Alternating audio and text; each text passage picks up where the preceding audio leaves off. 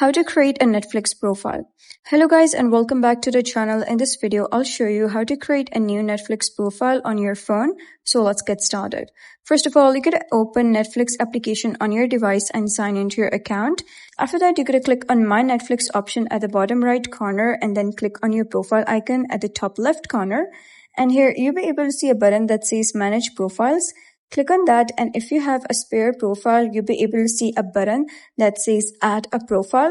So you're going to simply press that button and then you'll be asked to type down a profile name, and you can also choose whether it's a kid's profile if needed. Once you have entered the details, you can simply tap Done at the top right corner and your new profile will appear in the profile list, and you can switch to it anytime from the profile selection screen. And that's it. That's how you can create a new Netflix profile.